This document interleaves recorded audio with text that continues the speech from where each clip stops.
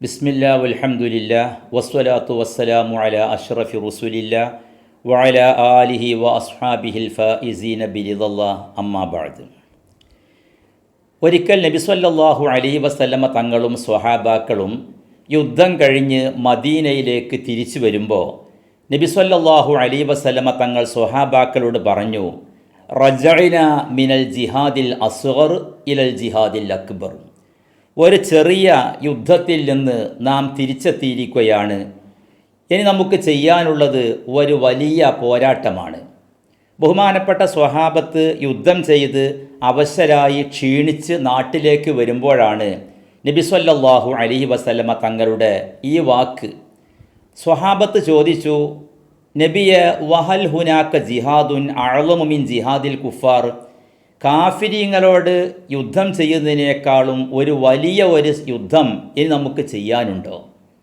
നബി സല്ലല്ലാഹു അലൈഹി വസല്ലമ തങ്ങൾ പറഞ്ഞു, നഅം ജിഹാദുൻ നഫ്സ്, ഉണ്ട്.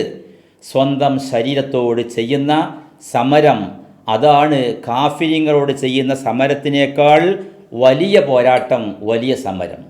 ബഹുമാനപ്പെട്ട അഷ്റഫുൽ ഖൽഖ് സല്ലല്ലാഹു അലൈഹി വസല്ലമ തങ്ങൾ ഇതിലൂടെ വ്യക്തമാക്കുന്നത്, ഓരോ മനുഷ്യന്മാർക്കുമുണ്ടാകും അവരവരുടെ മനസ്സിനകത്ത് അനേകം ദുർഗുണങ്ങൾ. ചില ആളുകൾക്ക് അഹങ്കാരം, അസൂയ, ഉൾനാട്യം തുടങ്ങിയ പല ദുർഗുണങ്ങളും ഉണ്ടാകും. ഈ ദുർഗുണങ്ങളെല്ലാം ഉച്ചാടനം ചെയ്യുകയും ശരീരത്തിൽ നിന്ന് നീക്കം ചെയ്ത് തൽസ്ഥാനത്ത് സൽഗുണങ്ങൾ പ്രതിഷ്ഠിച്ചില്ല എങ്കിൽ അത് നമ്മുടെ വിജയത്തെ ബാധിക്കുന്ന പ്രശ്നങ്ങളാണ്. അതുകൊണ്ട് അത്തരം ദുർഗുണങ്ങളെ നീക്കം ചെയ്യാൻ വേണ്ടി സമരം ചെയ്തുകൊണ്ട് അതിനുവേണ്ടി പ്രയത്നിക്കണം. അതാണെങ്കിൽ അത്ര നിസ്സാരമായ പ്രശ്നമല്ല.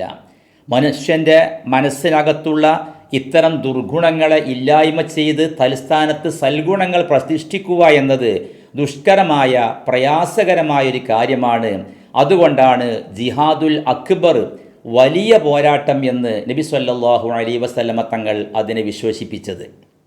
ഇതിത്ര പ്രയാസകരമായ ഒരു വലിയ സംഭവമായതുകൊണ്ട് തന്നെയാണ് ഒരിക്കൽ അലി ഇബ്നു അബീ ത്വാലിബ് റളിയല്ലാഹു അൻഹു പറഞ്ഞു, അഖ്വഫു മാ അഖാഫു അലൈക്കും ഇത്നതാൻ തൂലുൽ അമൽ വത്തിബാഉൽ ഹവ. ഞാൻ നിങ്ങളെ മേൽ പേടിക്കുന്ന കാര്യങ്ങളിൽ ഏറ്റവും അധികം പേടിക്കുന്നത് രണ്ട് കാര്യങ്ങളെയാണ്. ഏതാ രണ്ട് കാര്യങ്ങളെന്നോ? ഒന്ന് തൂലുൽ അമൽ, മനുഷ്യൻ്റെ ദീർഘമായ കൊതികളും ആഗ്രഹങ്ങളും. മറ്റൊന്ന് ഇത്തിബാഉൽ ഹവ, ദേഹേച്ഛയോട്, മനുഷ്യൻ്റെ മനസ്സിലുള്ള വിവിധങ്ങളായ വികാര വിചാരങ്ങളോട് പിമ്പറ്റുകയും അതിലൂടെ അല്ലാഹു തആലാന്റെ നിയമങ്ങളെ മാറ്റിവെക്കുകയും ചെയ്യുന്ന അവസ്ഥ. ഇതാണ് ഞാൻ നിങ്ങളെ മേൽ ഏറ്റവും പേടിക്കുന്നത് എന്ന് അലി ഇബ്നു അബീ ത്വാലിബ് റളിയല്ലാഹു അൻഹു പ്രഖ്യാപിച്ചതും ഇതുകൊണ്ട് തന്നെയാണ്. ബഹുമാനപ്പെട്ട അഷ്റഫുൽ ഖൽഖ് സ്വല്ലല്ലാഹു അലൈഹി വസല്ലമ തങ്ങൾ പറയുന്നുണ്ട്, യഥാർത്ഥ ജിഹാദ്, ശത്രുക്കളുമായി ചെയ്യുന്ന ജിഹാദാണ്, പ്രതിഫലാർഹമാണ്, പ്രധാനപ്പെട്ടതാണ്. എങ്കിൽ പോലും സ്വന്തം ശരീരത്തോട് ജിഹാദ് ചെയ്യുക, സ്വന്തം ശരീരത്തിലുള്ള ദുർഗുണങ്ങളെ നീക്കം ചെയ്യാൻ വേണ്ടി പ്രയത്നിക്കുക എന്നത് വലിയ പ്രയാസകരമായ വലിയൊരു സമരമാണെന്നാണ് നബി സല്ലല്ലാഹു അലൈഹി വസല്ലമ തങ്ങൾ ഉണർത്തുന്നത്. വൽ മുജാഹിദു മൻ ജാഹദ നഫ്സഹു ഫീ ത്വാഅത്തില്ലാ. ഒരു യഥാർത്ഥ പോരാളി സ്വന്തം ശരീരത്തിനോട് പോരാടുന്ന ആളാണ്.